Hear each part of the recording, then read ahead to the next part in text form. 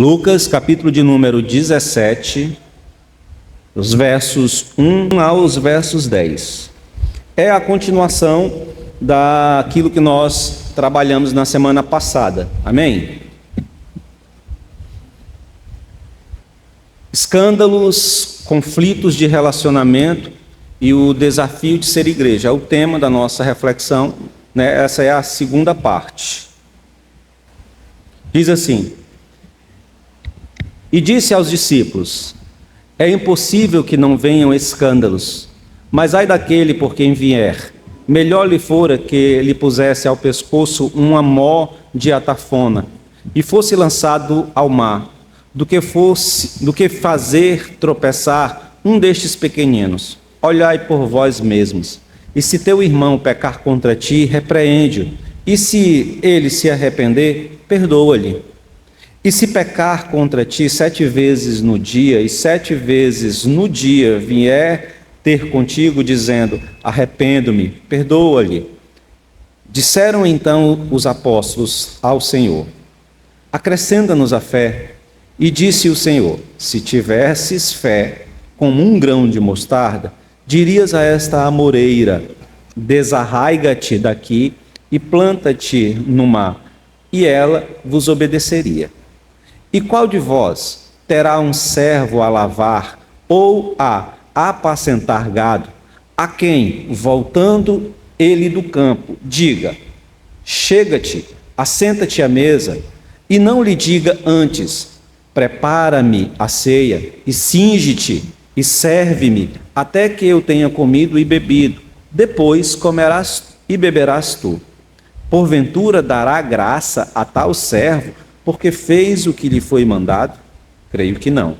Assim também vós, quando fizerdes tudo o que vos for mandado, dizeis: somos servos inúteis, porque fizemos somente o que havíamos ou devíamos de fazer. Pai, em nome de Jesus Cristo, eu quero louvar o Senhor por mais essa oportunidade de ler a Tua palavra neste lugar, neste púlpito, refletir com os meus irmãos sobre Tua palavra. Nós queremos suplicar aqui, Deus, que o Teu Espírito nos auxilie, Senhor, em coerência e com bastante objetividade, expormos, ó Deus, as ideias que construímos a partir desse texto. Te peço que as coisas que serão ditas aqui, Senhor, tenha um sentido, Deus, para a vida dos Teus filhos, de maneira que promova em nós uma reflexão sobre nossa vida cristã, nosso comportamento, nossa conduta, nossas decisões, ó Deus, ao longo de nossa caminhada sobre este mundo. E nos pontos, ó Deus, aonde houverem conflitos, nos pontos, ó Deus, aonde Tua palavra confrontar-nos, repreender-nos, que possamos, ó Deus, tomar a atitude acertada de mudar nossas posturas a fim de nos ajustarmos àquilo que o Senhor exige de nós. Te pedimos isso em Cristo Jesus. Amém. Bem, irmãos, essa é a segunda parte daquilo que nós já começamos a dizer na semana passada. E aí, os versos, a gente já fez isso, mas é sempre bom trazer uma lembrança, ou relembrar, repetir essas informações iniciais. Os versos 1 a 10 de Lucas 17, eles estão divididos ali em 3 mensagens, ou 3 temas, né? O capítulo 17, ele tem 3 blocos, né? E esses 3 blocos, ele pode ser dividido em 3 blocos distintos de narrativas. Mas a primeira narrativa, que é dos versos 1 até os versos 10, essa primeira narrativa também ela está dividida em 3 temas básicos. E esses temas, eles estão interligados entre si. Nós falamos isso aqui na semana passada. E quais são esses temas que estão ali presentes nos versos 1 a 10? O primeiro é o tema da questão do escândalo e do desafio que nós temos para liberar perdão. Desenvolver uma dinâmica de fé aonde nós não somos os causadores dos escândalos e aonde nós somos desafiados a ter uma postura contínua de homens e mulheres graciosos e perdoadores. Esse tema se encontra dos versos 1 aos versos 4. Você vai ver Jesus tratando disso, aonde ele fala sobre os escândalos e aonde ele convida os discípulos a ultrapassar o limite estabelecido da lei no que diz respeito ao perdão.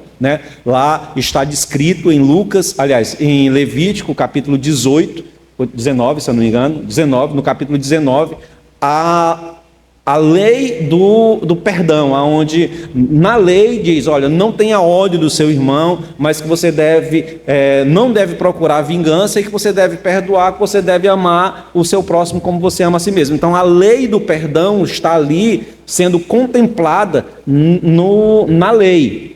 Mas Jesus, ao conversar com os seus discípulos, e aí nós discutimos largamente domingo passado, Jesus, ao convidar os discípulos para exercer a prática da lei, ele extrapola os limites daquilo que os discípulos tinham entendido ou tinham entendimento de prazo de validade, ou seja, o perdão é para ser exercido, mas existe um limite de perdão. E aqui Jesus coloca, olha, se 7 vezes a pessoa pecar contra você no dia e vier te pedir perdão, 7 vezes você deve perdoar.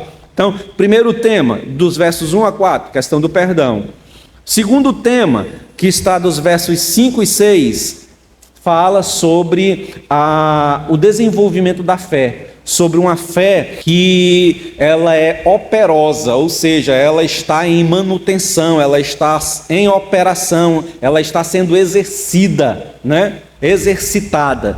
E os versos 7 a 10, que é a questão das motivações do coração quando nós estamos realizando algum serviço para o Senhor. Então, que o Senhor conta a parábola de um servo que servia ao seu senhor e porque ele fazia apenas aquilo que era específico, aquilo que era determinado para um servo fazer, cumprindo as obrigações, aquele servo deveria se considerar um inútil.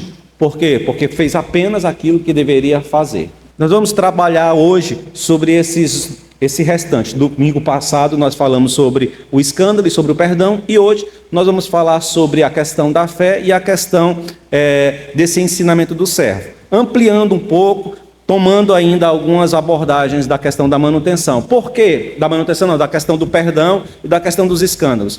E por que nós vamos fazer isso, irmãos? Porque eu entendo, e você vai acompanhar aqui no desenrolar da nossa reflexão, entender isso também, que a centralidade dessa narrativa, dos versos 1 a 10, a centralidade dessa narrativa é os versos que vão de 1 a 4.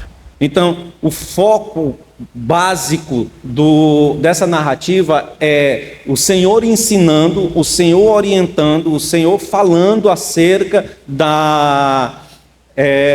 do desafio que os discípulos têm de não exercer tropeço para os seus irmãos e de vivenciar uma vida, um desafio de ser homens, mulheres, indivíduos comprometidos com a palavra de Deus que perdoam extrapolando os limites daquilo que na grande maioria das vezes é aceitável. Então esse é o foco. O resto do texto, o capítulo 6, aliás, o versículo 5 e o versículo 6 e o versículo 7 a 10 são desenrolar desse tema central. O tema de não promover escândalo e perdoar. Amém?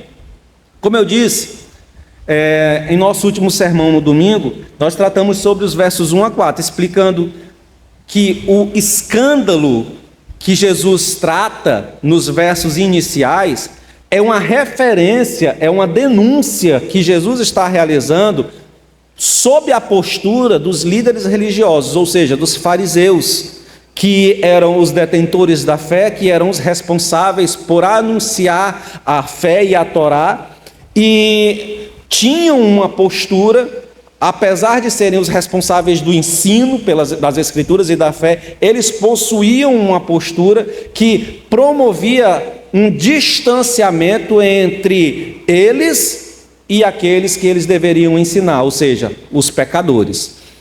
Além desse distanciamento, eles tomavam a postura de orgulho, achando que eram uma classe mais elevada do que os publicanos e os pecadores. Você vê isso claramente no capítulo 15, dos versos 1 e 2 do capítulo 15 de Lucas, quando Jesus está ensinando publicanos e pecadores e os fariseus criticam Jesus por receber publicanos e pecadores. Então, a postura que aqueles homens tinham era uma postura de orgulho, era uma postura de olhar como se a sua comunhão, como o seu acesso a Deus, como o seu desenvolvimento na leitura da Torá lhe colocasse numa posição mais elevada do que os pecadores. E essa postura, ela promovia na mente, ela promovia no coração daquele que não tinha acesso às Escrituras um afastamento, um impedimento para se aproximar de Cristo ou para se aproximar de Deus, da Torá. Por quê? Porque olhava naquele que era a figura de identificação da Torá e essa pessoa era uma pessoa orgulhosa. Era uma pessoa que colocava dificuldades impedimentos para que os pobres e os pecadores tivessem acesso às Escrituras. Então Jesus diz que essa postura deles era uma postura que promovia escândalo.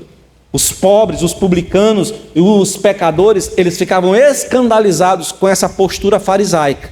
E sendo escandalizados, eles não tinham acesso ou não buscavam acesso a Deus. Então, essa postura fechava a porta dos céus para publicanos e pecadores. Está dando para entender, irmãos? Então foi disso que nós tratamos. E a segunda coisa que nós falamos é que a atitude que um cristão deve ter em relação ao perdão é a mesma atitude que ele espera receber de Deus quando ele vai em busca de Deus para ser perdoado. Ou seja, da mesma forma que Cristo está apresentando para seus discípulos com relação ao perdão, é que da mesma forma, com a mesma intensidade, com a mesma esperança que eu, que você, que nós nos aproximamos de Deus, conscientes de que pecamos contra o Senhor, conscientes que ofendemos a santidade de Deus, e buscamos no Senhor o perdão, reconhecendo que somos pecadores e que pecamos contra o Senhor e pedimos perdão, e temos a esperança de que o Senhor nos perdoa, temos a certeza de que dos céus vem o perdão. Então, com essa mesma intensidade, esse mesmo desenvolvimento de fé e de esperança, de relacionamento com o Senhor, eu também preciso desenvolver de forma horizontal. Com quem? Com os meus irmãos ou com aqueles que me ofendem. A mesma graça que eu recebo do Senhor, eu tenho que dispensar para aqueles que me ferem. Amém? Então, essas foram os dois conceitos base da nossa reflexão na semana passada. Ou seja, Jesus está, nesses versos iniciais de Lucas 17, advertindo seus discípulos que não tenham uma postura escandalosa, de orgulho e de soberba, atitudes essas que afastam as pessoas e as impedem de aceitar o discurso de fé que os discípulos deveriam proclamar.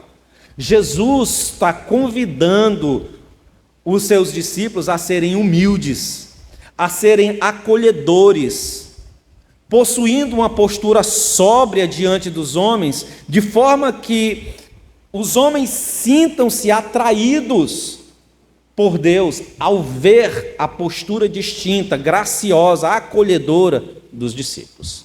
Amém? Jesus está desafiando os discípulos e, por consequência, a nós aqui hoje, a exercer com os pecadores a mesma graça perdoadora que Deus dispensa sobre nós quando nós nos relacionamos com o Senhor. Agora, os versos de número, essa é o conteúdo dos primeiros versos, do 1 ao 4, e que nós trabalhamos largamente na semana passada. Hoje nós vamos trabalhar do 6 até o 10. E aí eu quero que você volte seus olhos novamente, inicialmente, para os versos 5 e 6. Ora, depois de Jesus falar para eles que eles precisam ter cuidado para não promover escândalo e tropeço para as pessoas, Jesus agora diz que eles precisam perdoar de forma infinita. E aí os discípulos, ao ouvirem essas coisas, eles dizem, verso 5, disseram então os apóstolos ao Senhor. E aí eu quero que você preste atenção. O nome que é dado aqui para os discípulos muda. Porque no verso de número 1, você está com a sua Bíblia aberta aí? No verso de número 1, Lucas diz assim, e disse Jesus a seus discípulos. Só que agora, no verso de número 5, quando Jesus já tem falado sobre os escândalos, advertidos a não terem essa postura escandalosa e convidando-os, desafiando-os a serem perdoadores infinitos, ou seja, a terem uma postura de perdão infinita, Lucas aqui agora muda a palavra de discípulo para apóstolo. E aí você vai entender por quê. Disseram então os apóstolos ao Senhor, acrescenta-nos a fé. E disse o Senhor, se tivesses fé como um grão de mostarda, direis a esta amoreira, desarraiga-te daqui e planta-te no mar, e ela vos obedecerá. Irmãos, a súplica dos discípulos para que a fé deles seja aumentada está relacionada com o grande desafio de viverem diante dos homens. Olha só, Jesus está convidando os discípulos agora, está chamando, está orientando, esses discípulos estão sendo orientados pelo Senhor, e o Senhor está mostrando a postura dos fariseus, e está dizendo, olha, essa postura farisaica, ela promove escândalo, não sejam assim, porque é melhor que vocês cometam suicídio, praticamente é quase isso, é melhor que vocês morram. É melhor que você pegue uma pedra, coloque no pescoço e se lance no mar, do que você promover escândalo, do que você impedir que pessoas tenham acesso ao reino por suas posturas. Ou seja, esses homens são líderes, e eles, ao invés de estarem conduzindo pessoas para a Torá, conduzindo pessoas para a comunhão com o Senhor, eles estão impedindo pessoas ou sendo estorvo para que pessoas cheguem até o Senhor. Jesus diz assim para os seus discípulos, não hajam de acordo com eles, vivam de outra maneira. Ou seja, Jesus está colocando para os discípulos, indicando que esses discípulos, eles serão o quê? Líderes, que eles conduzirão pessoas. E aí, o que reforça essa ideia é a mudança do nome de discípulo para apóstolos. Porque o texto diz aqui em Lucas 17, verso 5, que os apóstolos, ou seja, a indicação daquele grupo de homens que nós entendemos já na cristandade como os líderes da igreja.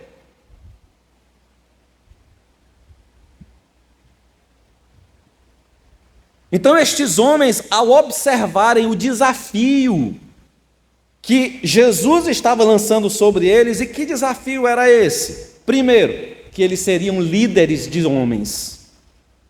E na sua liderança de homens, eles precisavam ter uma postura a não promover escândalo, a não ser pedra de tropeço para as pessoas. E em segundo lugar, eles precisavam ter uma postura graciosa e perdoadora. Uma postura que deveria manifestar a relação íntima que Deus desenvolve com os homens a relação de perdão. Então, mesmo o perdão que você recebe de Deus, você tem que dispensar sobre os outros. E esse era o desafio que aqueles homens enfrentariam. E eles observam que precisariam de fé e de uma fé forte para isso. Esse é o conceito. Eles olham para as suas vidas, olham para as suas posturas, olham para o desenvolvimento de sua fé e percebem que não é suficiente para o grande desafio que eles têm pela frente. E aí o lógico é: aumenta-nos a fé. A resposta de Jesus, quando ele escuta os discípulos dizendo aumenta-nos a fé, porque o entendimento correto é esse, sim ou não? É que se eu olho um grande desafio, eu preciso fortalecer a minha fé, eu preciso fazer com que a minha fé seja aumentada. Para quê? Para que ela possa abarcar esse desafio. Sim ou não? Esse é o nosso entendimento, mas Jesus desfaz esse entendimento nos discípulos. Porque o entendimento correto não é que você precisa de mais fé ou de uma fé maior. Olha o que Jesus diz. A resposta de Jesus no verso de número 6 é o seguinte, olha só. O Senhor respondeu: com a fé que tendes, como um grão de mostarda, se disserdes a esta amoreira, lança-te e planta-te no mar, e ela vos obedecerá. Ou seja, que Jesus está apontando aqui, quando ele diz, se tiverdes fé como um grão de mostarda, vocês podem falar para esta amoreira, para esta planta, saia daqui e vá para acolá, e ela fará. Que Jesus está dizendo aqui, Jesus não está apontando para a necessidade de uma fé grande ou de uma fé maior. Jesus não está dizendo que nós precisamos, Jesus não está dizendo que é preciso que exista em mim e você uma fé maior, uma fé grande. E Jesus também não está dizendo ou fazendo a afirmação de que com a nossa fé nós podemos fazer coisas sobrenaturais, como transpor plantas ou montes de um lugar para o outro. O foco desse texto não é dizer que você pode, com a sua fé, fazer coisas grandiosas, maravilhas. Você pode mandar uma árvore sair daqui para aí ela vai. O foco não é esse. Apesar de Jesus dizer, olha, se tiverdes fé como um grão de mostarda, essas coisas são capazes de acontecer. Mas o foco de Jesus não é afirmar que nós podemos fazer isso. Por que não, irmãos? Porque a ideia que Jesus está apresentando aqui é de uma fé sendo posta em movimento, em exercício. O que Jesus está dizendo é que a fé pequena, como um grão de mostarda, que dentro da cultura judaica, dentro desse período, dentro da tradição, é uma das menores sementes, pequena. Diz um comentarista que um grão de mostarda colocado na mão é como se fosse um grão de poeira, de tão pequeno que é. Eu, particularmente, nunca vi um grão de mostarda. Mas, pela tradição, é muito pequena. E Jesus está dizendo que mesmo uma fé do tamanho de um grão de mostarda é capaz de realizar feitos sobrenaturais, maravilhosos, se for exercido. O que Jesus está dizendo é que se for exercida a prática do perdão de pecados, se for exercido na minha e na sua vida a prática de lutar contra os escândalos, se for exercido na minha e na sua vida um comprometimento para não ser pedra de tropeço para as pessoas, essa fé que militará em perdoar pessoas, que militará em abrir o espaço, a oportunidade para pessoas conhecerem a Deus, se essa fé for exercida desta forma, essa fé ela é capaz de fazer coisas maravilhosas. Essa explicação, irmãos, de Jesus sobre a fé em exercício e em constante manutenção é o pano de fundo da parábola que segue nos versos 7 a 10. Agora preste atenção, irmãos.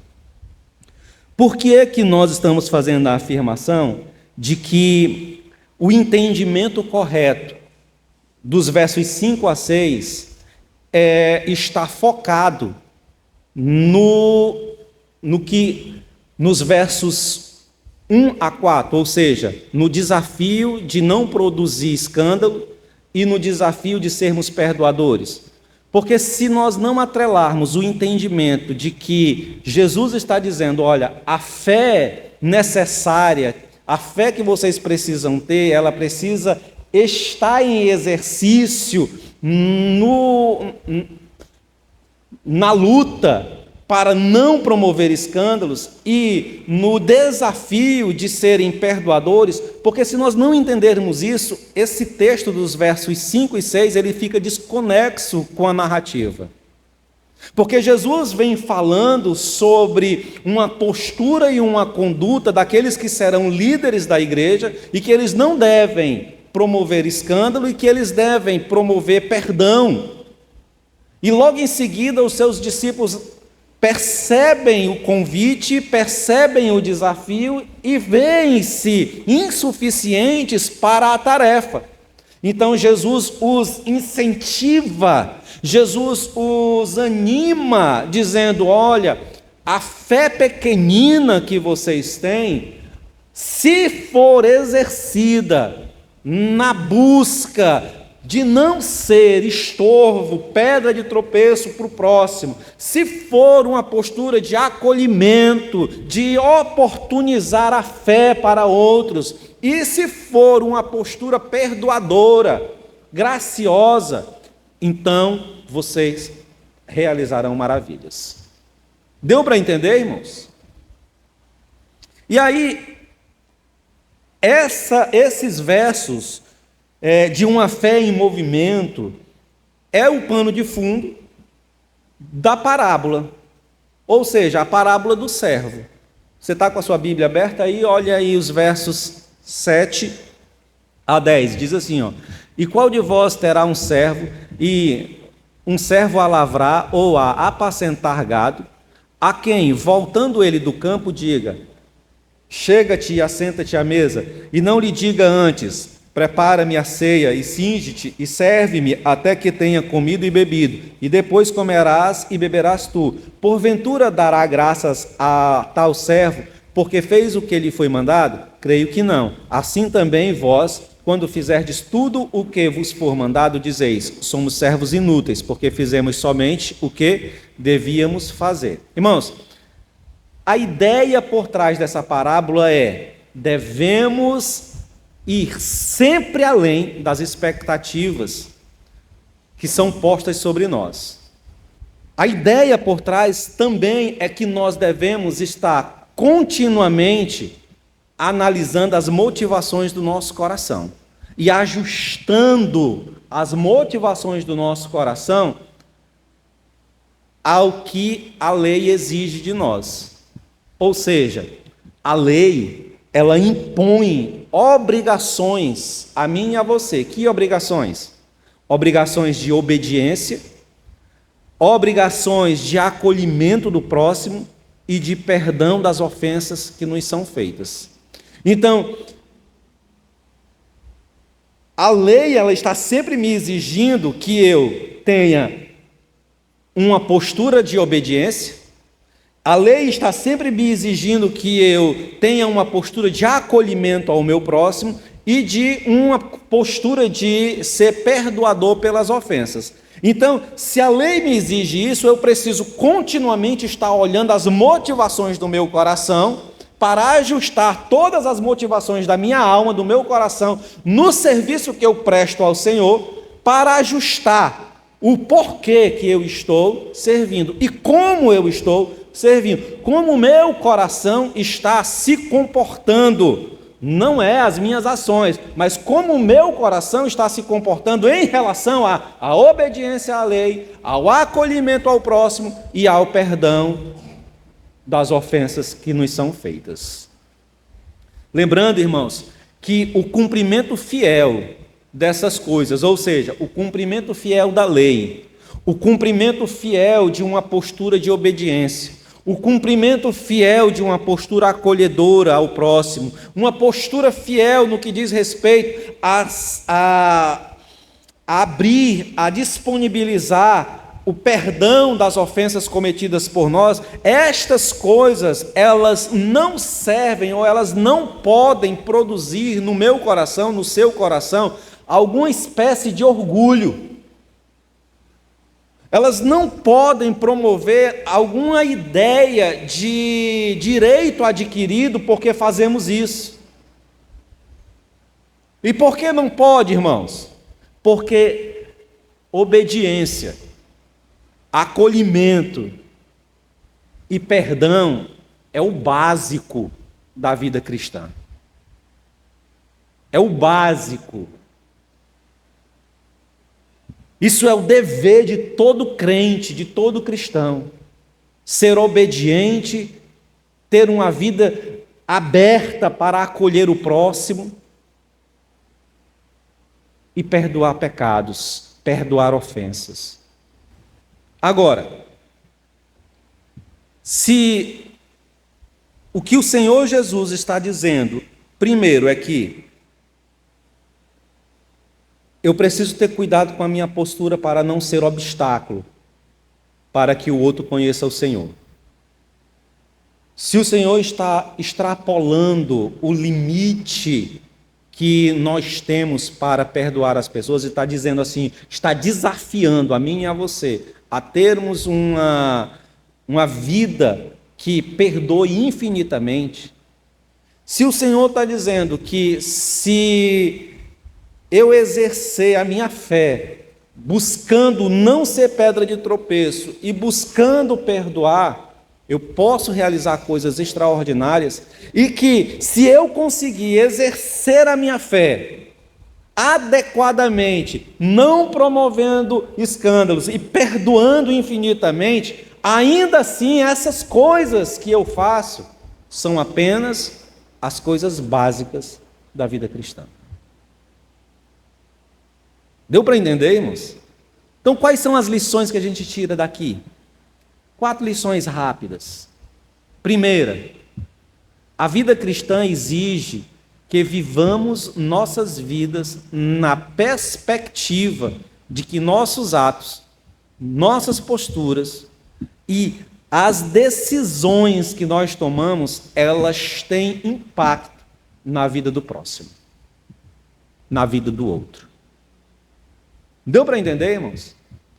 Eu e você, como cristão, precisa entender que toda atitude, toda ação, tudo que você realiza na sua vida impacta o próximo. Pode auxiliar, edificar ou pode ser um tropeço para o próximo. Então você precisa estar atento sobre isso.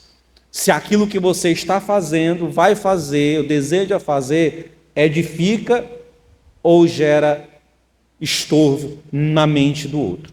Paulo vai falar sobre isso. Nós vamos ver um pouco em Coríntios e em Romanos. Paulo fala sobre a postura particular de cada um interferindo na consciência do outro.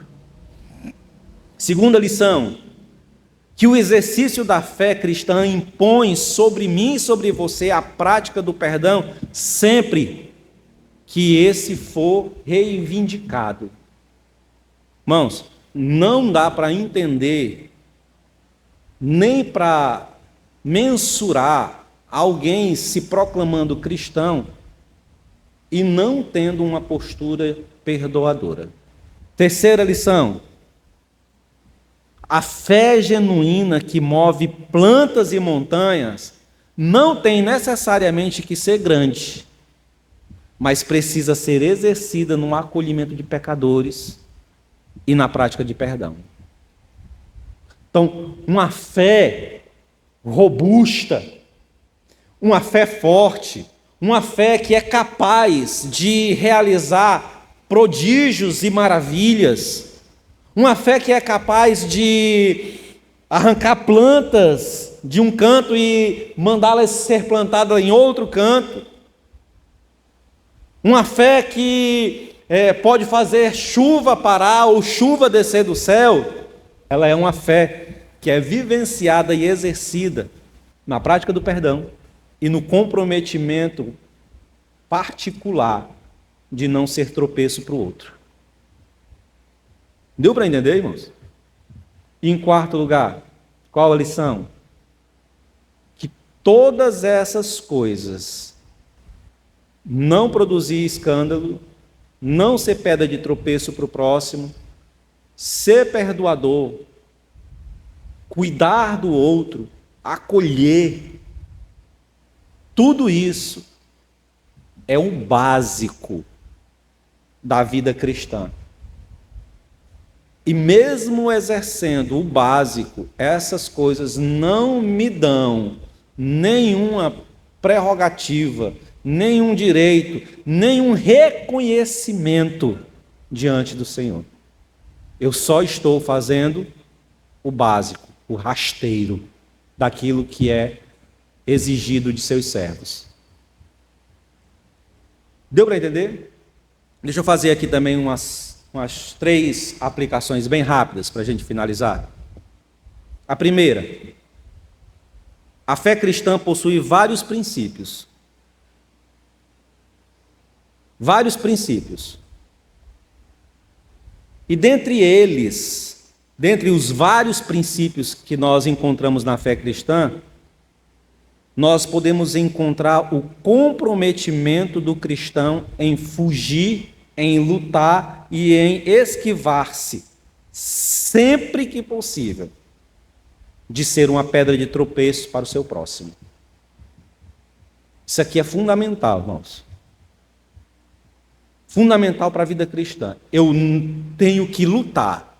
Você e eu, nós temos que travar uma batalha para não ser pedra de tropeço para ninguém. Para não ser impedimento que pessoas se aproximem de Deus ou conheçam o Senhor. Abra sua Bíblia aí em 1 Coríntios capítulo 8, verso 9. Diz assim, contudo, tenha cuidado para que o exercício da liberdade de vocês não se torne uma pedra de tropeço para os fracos. Aqui Paulo está tratando com a igreja de Corinto e alguns irmãos que se julgam fortes agem de uma tal forma, de uma tal maneira que interfere na consciência daquele que é mais fraco. Porque aquele que é mais fraco julga entre dias e dias, julga entre o que deve comer e o que não deve comer, o que deve beber e o que não deve beber, o que deve vestir e o que não deve vestir. E aí Paulo está dizendo, ora, no exercício da liberdade, porque todas as coisas são puros para os puros, Paulo está dizendo, mas quando você usa dessa liberdade e machuca a consciência do seu próximo que é fraco, que não tem esse entendimento, então você peca contra Cristo. Romanos, capítulo de número 14, 13, diz também a mesma coisa.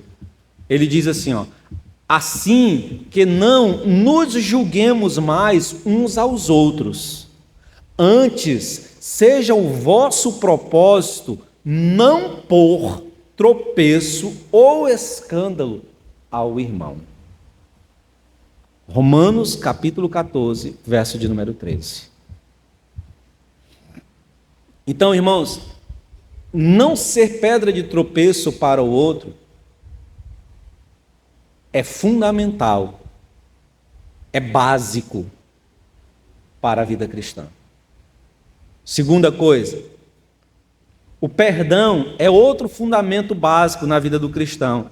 E a consequência, na realidade, um cristão que desenvolve perdão, ele está nada mais, nada menos fazendo do que fazendo o desdobramento da obra de Cristo na sua vida, estendendo a obra de Cristo na vida dele para o próximo. Ou seja, assim como Cristo me perdoou, eu perdoo aqueles que me ofendem.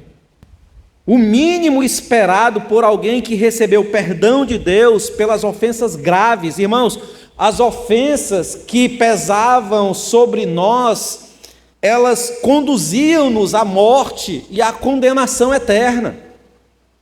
Mas nós recebemos o perdão de Deus. Então, o mínimo que se espera de quem foi perdoado de uma condenação de morte e de uma condenação de juízo eterno, o mínimo que se espera é que tal pessoa também exerça misericórdia e perdão para outras pessoas que lhe ferem, que lhe ofendem. Uma pessoa que não tem um coração perdoador não pode se proclamar cristã. Mateus, capítulo de número 18, verso de número 23 a 35, anota para você ler em casa. É a parábola do credor incompassivo. De que trata essa parábola? Essa parábola trata de um homem que devia uma quantia absurda de dinheiro para um rei, e ele não tinha como pagar. E o rei manda chamá-lo e cobra a dívida, e diz: olha, você tem que pagar. Ele diz: eu não tenho como pagar. Ele diz: pois então você vai ser preso, você e sua família. Até que a dívida, aí vou vender sua família como escravo, e o dinheiro vai ser para pagar a conta que você me deve. E ele vai, clama, pede perdão, suplica misericórdia, e o rei diz assim: tudo bem, eu vou perdoar a tua dívida. Ele tem a dívida perdoada. Quando ele sai da presença do rei, ele encontra uma outra pessoa, esse que foi perdoado, que não tinha como pagar, e o rei perdoou. Então esse homem sai da presença do rei e encontra uma terceira pessoa, que era devedor deste primeiro. E aí ele encosta o homem na parede e diz: paga-me o que me deves. E o homem diz assim: eu também não tenho como te pagar. E a quantia que esse terceiro devia era infimamente menor do que a quantia que aquele homem devia ao rei. Mas ele disse assim: ó, paga-me o que me deves. E aí colocou o homem na cadeia, até que o homem pagasse a dívida que aquele cobrador incompassivo exigia. E aí, uma quarta pessoa, vendo essas coisas acontecer, vai até o rei e diz assim: aquele homem que o Senhor perdoou a dívida, ele pegou um outro que lhe devia e não foi capaz de perdoar a dívida e lançou o homem na cadeia. Leia o resultado do texto. A postura cristã, irmãos, esse ensinamento de Jesus em Mateus reforça a ideia de que nós precisamos esticar, que nós precisamos desdobrar, imprimir no outro aquilo que recebemos de Deus. Se recebemos perdão, perdão temos que dar. Terceiro, e aí, irmão, apesar de nós estarmos dentro de um ambiente religioso que valoriza a busca de uma fé extraordinária para realizar feitos extraordinários como milagres, operação de maravilhas. Então as pessoas estão em busca dessa fé, da fé que cura paralíticos, da fé que faz feitos extraordinários.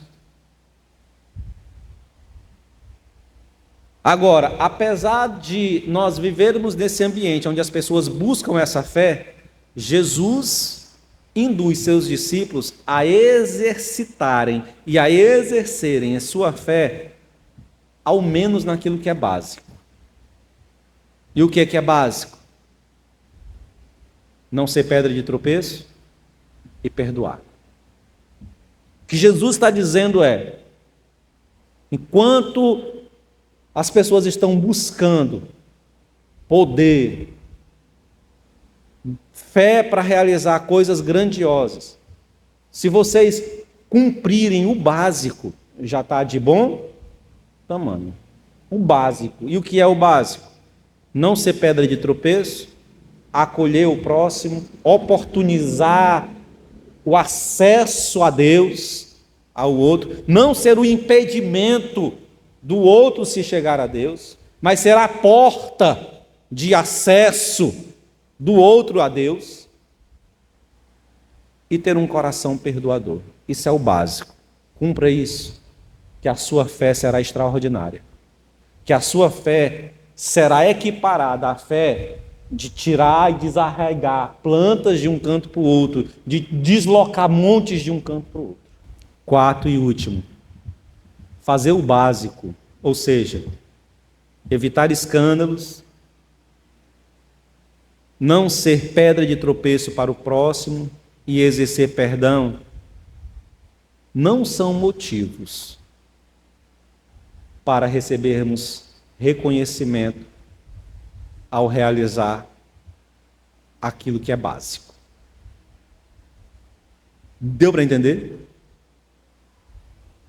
Não ser pedra de tropeço, acolher o próximo, oportunizar a fé para outros, ser perdoador, essas coisas não te dão, não me dão reconhecimento diante do Senhor. Isso é apenas o básico. O Senhor diz assim, se você fizer isso, que é o básico, você será apenas um servo inútil. Porque você só fez aquilo que tinha que fazer. Você não foi além. A pergunta que nós precisamos fazer, que é para você levar para casa, pensar sobre isso, será que na nossa vida cristã, na minha, na sua, nós estamos, pelo menos, realizando o básico? Ou nem isso? Ora, porque se o básico, eu ainda vou ser chamado de inútil, desafio da vida cristã, irmãos, é muito mais profundo. É muito desafiador.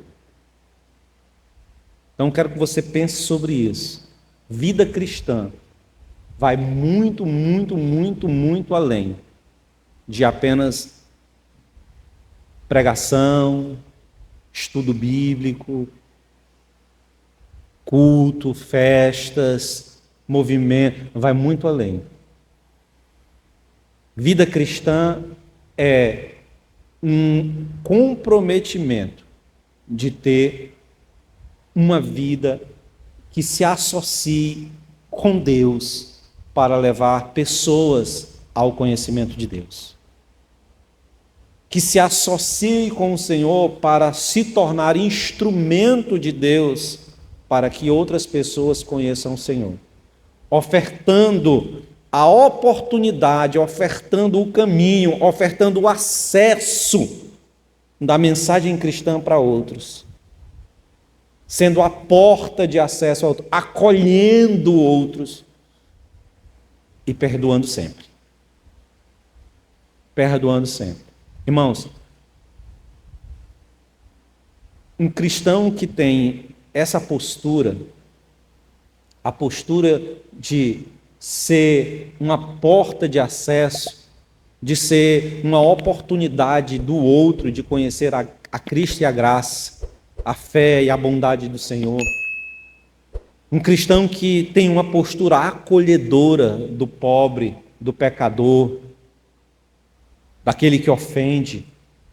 O cristão que tem a capacidade dada pelo Senhor de exercitar a sua fé no exercício do perdão contínuo, esse cristão ele é diferenciado nos dias de hoje. A minha oração é que o Senhor nos conduza a exercermos, pelo menos, o básico da fé cristã. Amém, irmãos?